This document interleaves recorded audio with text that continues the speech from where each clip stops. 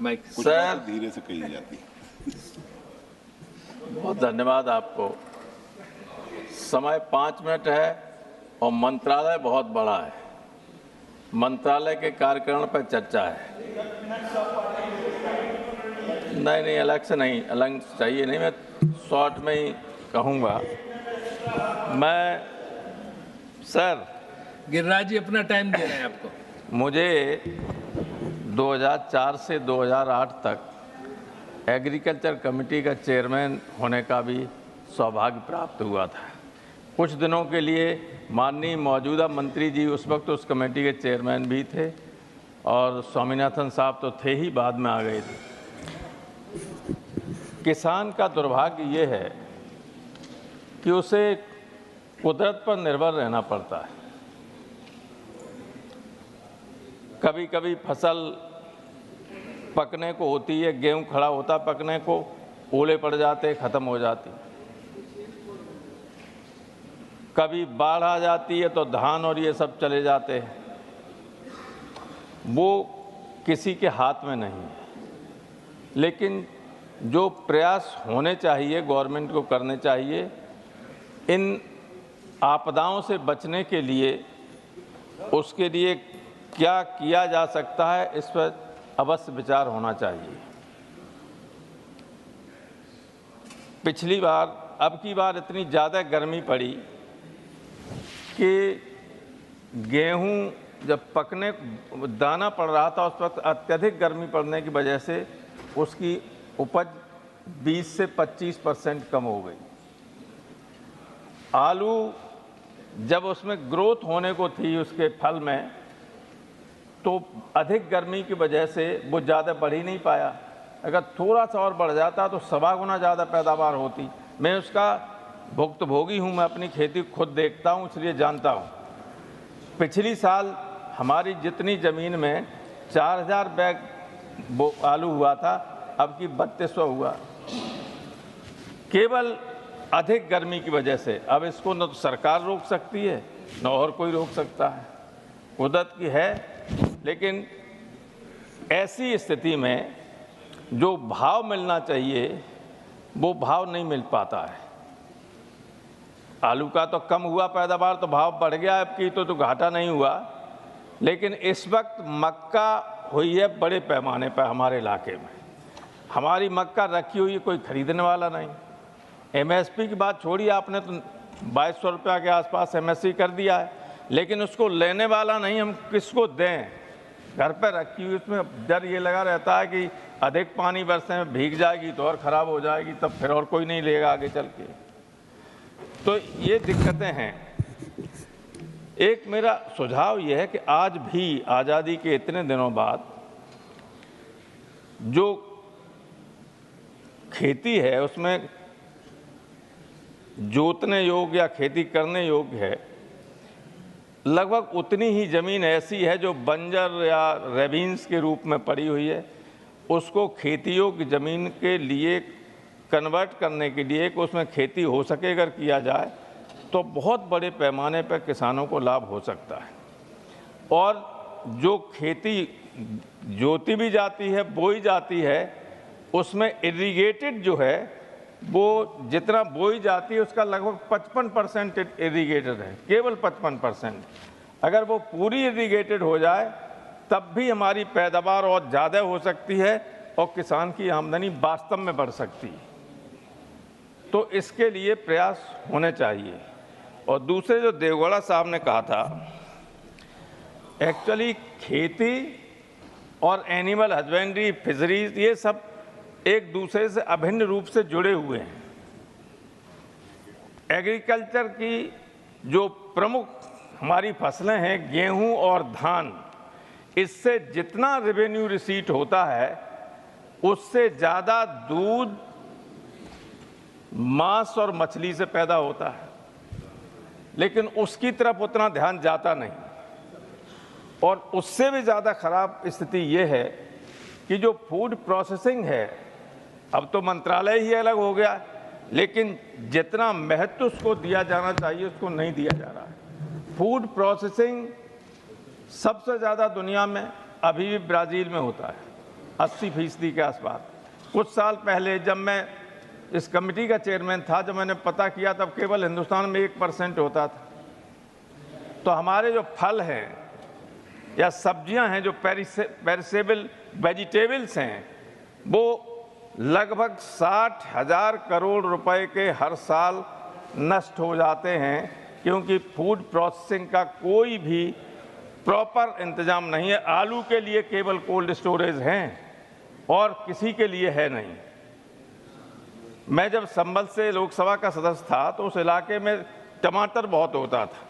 एक दिन मैं जा रहा था एक क्षेत्र में, तो सड़क के किनारे ट्रैक्टरों से लोग टमाटर को फेंक रहे थे, निकाल रहे थे। मैंने कहा ऐसा क्यों कर रहे हो साहब, कोई खरीदने वाला नहीं है और 2 दिन बाद सड़ जाए। तो फूड प्रोसेसिंग का अगर इंतजाम सही हो जाए तब भी किसानों का बहुत भला हो सकता है। खाद के जरिए या इनके जरिए एक एग्रीकल्चर की लिमिट है कि इससे ज़्यादा पर हेक्टेयर आप पैदा कर ही नहीं सकते हैं। आप ज़्यादा खाद डाल देंगे तो ज़मीन और बंजर हो जाएगी। लेकिन एनिमल हस्बेंड्री में कोई लिमिट नहीं है, कोई लिमिट नहीं है।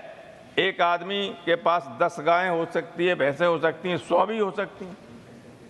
सिंगसास पे तो कुछ लिमिट है ही नहीं। तो जहाँ पैदावार बढ़ सकती है, आमदनी बढ़ सकती है, उस पर ज़्यादा ध्यान देने की आवश्यकता है। और ये जो खादें हैं, यूरिया वगैरह, इसका जो स्टैंडर्ड है यूज के इतना प्रयोग किया जाना चाहिए, उससे बहुत ज़्यादा प्रयोग होने लगा है।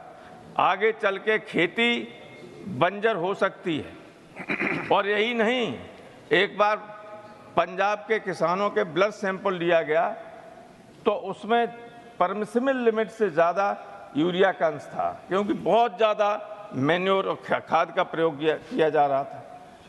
तो इन सब का संतुलन बनाए रखने की आवश्यकता है। और सबसे बड़ा खतरा तो ये है कि पानी का स्तर इतना नीचे जा रहा है, अगर इसको न रोका गया तो फिर कुछ भी पैदा नहीं हो सकता है, कुछ भी नहीं हो सकता। फसल के लिए पानी नहीं मिलेगा, पीने के लिए पानी नहीं मिलेगा। दिल्ली में तो पीने के लिए पानी के लिए टैंकर से यूज करने पड़ रहे हैं। जितने तालाब थे सब पर कब्जा हो गया, जो पोखरें थी उन पर मकान बन गए, कॉलोनीज बना ली गई। वाटर जो जमीन है वो रिचार्ज नहीं हो पा रही है। और लोगों ने जहाँ पानी भरता था, अभी नाला वगैरह थे, तालाब थे बड़े बड़े, उनसे नाला निकाल के नदियों में डाल दिया। पानी जो बरसता है वो सीधा नदियों से होता हुआ समुद्र में चला जाता है, रुकता ही नहीं कहीं। इसका इंतजाम करिए माननीय कृषि मंत्री जी। कृषि मंत्री नहीं है तो लेबर मिनिस्टर बैठे हुए हैं। आप जो हैं पानी को, जमीन को रिचार्ज करने का इंतजाम कीजिए, वरना सारे ट्यूबवेल्स फेल हो जाएंगे, न खेती की सिंचाई की व्यवस्था होगी और न ये हैंडपंप लगते हैं पानी पीने के लिए, इनमें पानी निकलना बंद हो जाएगा, प्यासों मर जाएगा आदमी, पानी नहीं मिलेगा। तो मेरा आपसे अनुरोध है कि एमएसपी का जो मैं सहमत हूं जो इन्होंने कहा है, बहुत तथ्य, देखिए आलोचना की दृष्टि से नहीं, लेकिन जो चर्चा प्रारंभ की थी वो इतनी तथ्यात्मक बातें थीं, उसका जवाब आप लोगों के पास कुछ है नहीं। आलोचना कुछ भी कीजिए, लेकिन वो तथ्य के साथ कह रहे हैं उसका खंडन तो कीजिए। खंडन करने के बाद इधर उधर से आलोचना करने से कोई फायदा नहीं होता है। तो मैं तो ज़्यादा कुछ नहीं बोल रहा हूँ, सिर्फ यही कहता हूँ कि किसान को बचाने के लिए ज़मीन को पानी के रिचार्ज करने की व्यवस्था को रोकिए। जो तालाब बहरा कब्जा हो रहा, मैंने जल शक्ति मंत्रालय को चिट्ठी लिखी, उस वक्त थे शेखावत जी, कि हमारे यहाँ कुछ बहुत बड़े बड़े तालाब थे, जाने कहाँ कहाँ से सर्दियों में चिड़ियाँ आती थी, वहाँ बैठती थीं, सब पे लोगों ने कब्जा कर लिया। मैंने लिखा कि इसको रोकिए। डीएम मैनपुरी को कहा, अब डिजिटल मालूम क्या हो गया है, कोई भी लेखपाल हमारी जमीन राजीव शुक्ला के नाम कर दे, राजीव शुक्ला के नाम मांडविया साहब के कर दे, कंप्यूटर से ऐसा सिस्टम हो गया है कि कुछ भी कर सकता है। तालाबों को कर दिया उन्होंने कि साहब इनकी पैतृक संपत्ति इतनी कीमती जमीन हो गई कि वो सब तालाबों पर कब्जा हो गए, कोई रोकने वाला नहीं।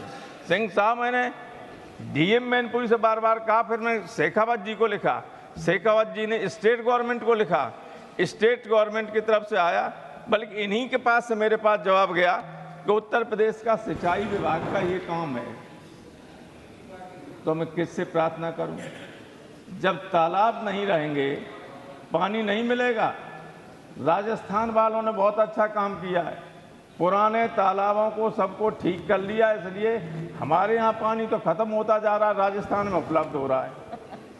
बारिश का पानी रुक जाता है, हमारे यहाँ बारिश का पानी रोकने का कोई इंतजाम नहीं।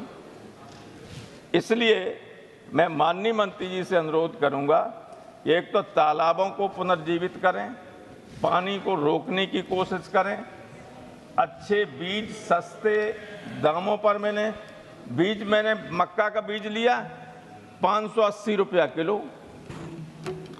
बोले कर्नाटक से आता है कोई बीज है, उसका नाम है, इतना महंगा बीज आता है।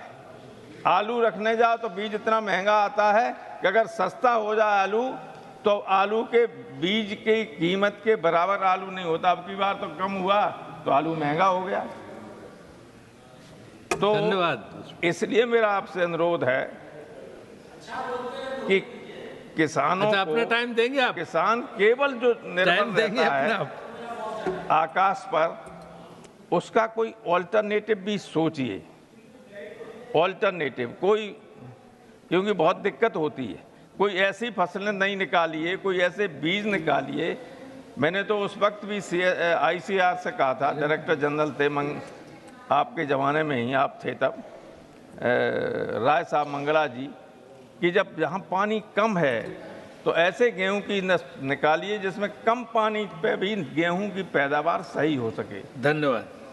खोज की हैं, बहुत सारी की हैं, लेट वैरायटी भी निकाली हैं। और अब अभी आप थे नहीं, मैंने कहा कि हमारी मक्का रखी हुई है, कोई खरीद ही नहीं रहा है। चलिए, बहुत धन्यवाद आपको, आपने बहुत टाइम दिया, आपके लिए बहुत बहुत धन्यवाद।